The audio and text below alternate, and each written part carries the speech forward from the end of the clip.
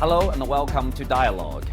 At this year's Munich Security Conference, the United States put forward a controversial proposal aimed at ending the war in Ukraine. The conference's annual report also underscores the rising trend of multipolarity shaping today's global landscape. Earlier, I had the privilege of speaking with Singapore's Defense Minister, Dr. Eng Hen, on the sidelines of the event. He shared his insights on the direction the world is heading and the challenges we face and how we should respond to an increasingly uncertain and complex global environment. That's our topic. I'm Xu Qianduo.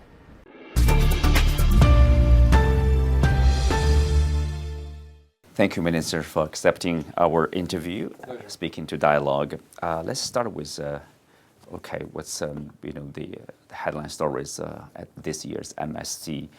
There's a peace proposal from Washington to end the Ukraine crisis. Some may describe it with some concession from the Ukraine side to Russia. How do you look at this peace proposal?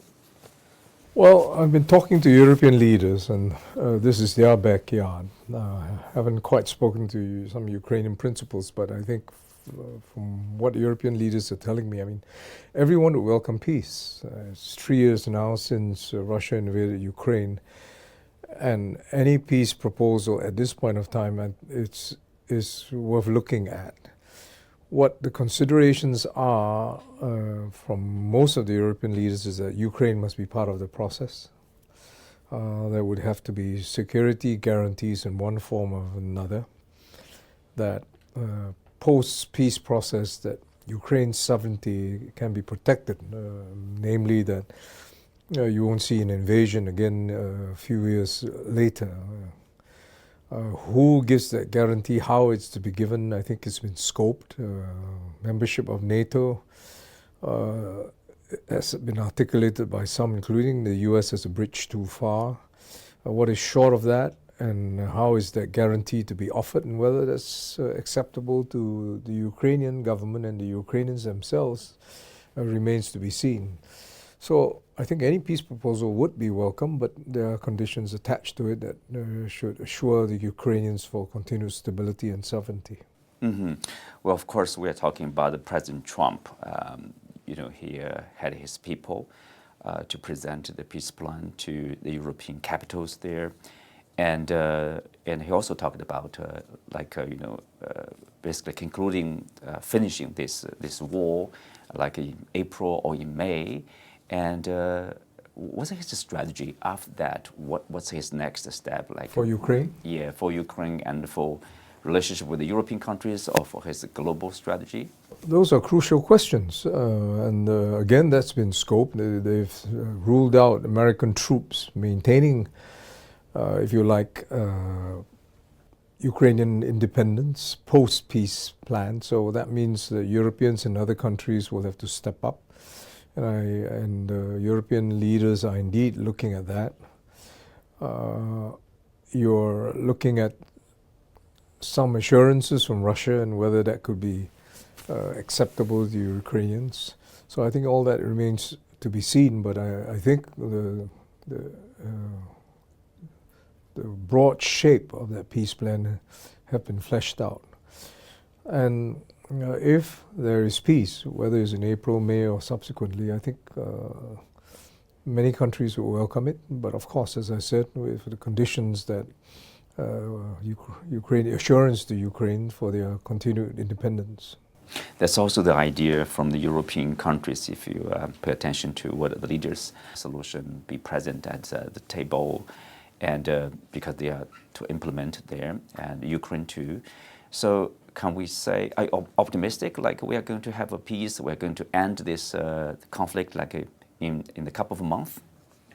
It could be possible. Ukraine understands that without the US support or European support, it will be put in a very difficult position.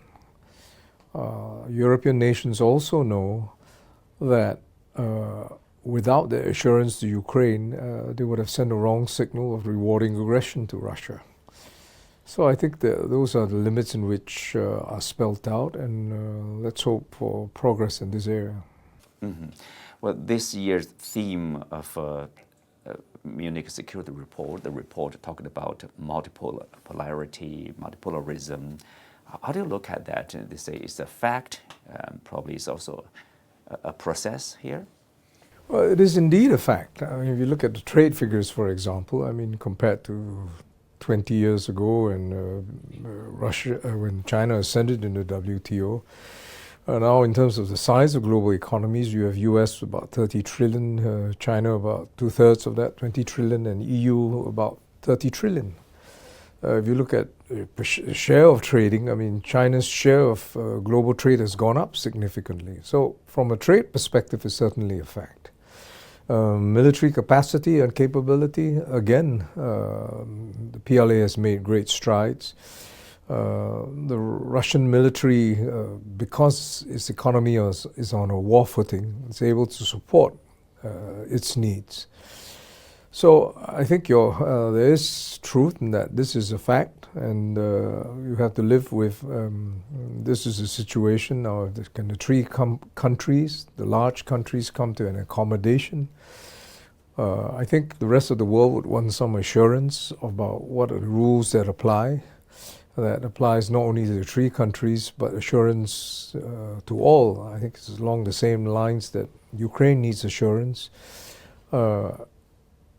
Other countries would like an international system where might is not right, and that there are rules in which all countries must comply with. And that's quite consistent with what President Xi has said in terms of his global vision. So I think if that's the basis, I think many countries would accept that.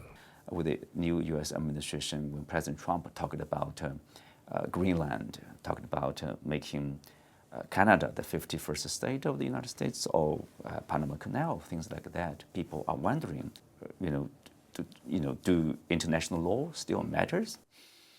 I think the U.S. is well capable of defending its own statement. So, no one needs to second guess what they're saying and whether this is tactical or what they believe in. But I think even for all countries, they would recognize that there are certain basic principles. So I suppose the lesson to be derived from the new administration is watch what we do rather than what we say. I don't think that we can operate foreign policy based on new headlines and articulations. I think all countries will have to gauge their own sovereign interests and deal with that on a basis. So for Singapore-US relations, they're very good. We buy more from the US than we sell. There's a surplus. We have a surplus. And I've just spoken to Secretary Hegseth, and we're on the same page in terms of continuing what his predecessors have done. So I hope that vis-a-vis Singapore and US, we can continue those good relations. I don't see any reason not to.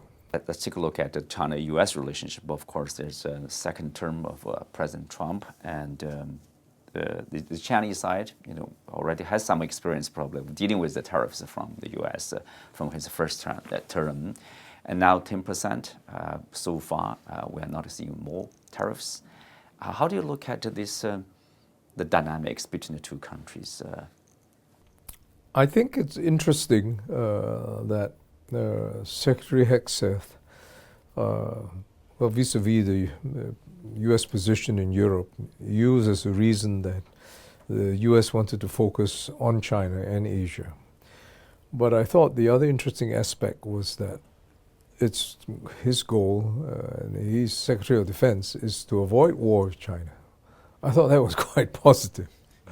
And that you want to focus on Asia, and previously President Biden said China is a pacing threat. I don't think that has changed even in the new administration. But the fact that your starting basis to avoid war with China, I thought I welcomed it. Then the question is, how do you avoid war with China? And that's very good questions that should be put to the U.S. I would presume that increasing military presence in Asia will be part of the calculation. I presume they're trying to get a understanding about hot button issues such as cross straits with Taiwan, North Korea, South China Sea, could be also important issues. And if that means, and I'm guessing because all the details will have to be filled in by the U.S. Secretary of Defense, but if that means increased military presence and a desire to talk about hot button issues, I think those are positive moves. Yes, one of the hot button issues is, as you said, the Taiwan question. During the Biden administration, they talked about previously strategic vague policy, and then some people argued like we need a strategic clarity over Taiwan. Are we clear, or are we, have any idea like what kind of a policy they are going to have on Taiwan? I think Foreign Minister Wang Yi answered it very well last year when he was asked the question at this Munich Security Conference last year. Will China attack Taiwan? And I paraphrase him, and he said that under their constitution, China's constitution, there were 3 reasons in which China was justified to act. 1, if which Taiwan declared independence. 2, if another country acted on behalf for Taiwan for it to gain independence. And 3rd, if all peaceful means have been exhausted. So I thought that was a crystal clear answer, and status quo, I think the conclusion is status quo is best. Under the status quo conditions, none of the 3 reasons which he cited as casus belli would exist, and I think conflict and war would be averted, which must be good for Asia. I think it would be catastrophic. Yeah. Of course, related to that, as you earlier also mentioned, the South China Sea, between China and some of the neighboring countries, and also among the neighboring countries. You talked about the code of conduct. Do you think the China and ASEAN countries are they capable of managing the disputes, the claims in a way that will not affect probably their cooperation or stability in this region? China is caught between 2, if you like, seemingly conflicting goals. One is in response, as we talked about, to its perception of containment by US and other countries to establish a forward presence on the features or the islands in the South China Sea. And that it wants to do it for its own legitimate security reasons. I think one can understand, even if you disagree with the principles. But where it's conflicting is where its presence goes against, for example, UNCLOS, where there are disputed areas in which the 4 countries within ASEAN claim as their EEZ or territorial waters, and there are disputes. So I think China has to resolve that. Can it, for example, I think the foreign policy challenge and security challenge of China, can it resolve its need to establish a forward defense line and yet reduce the tensions with its neighbors? I think it could be done, but that's something up to China and the ASEAN members to work out. I think there has been some downsides to China trying to meet its first goal of a forward defense line. And you see it whether it's in Philippines or Vietnam, and as well as the global perception of China. But that's something for China to sort out. Thank you, Minister.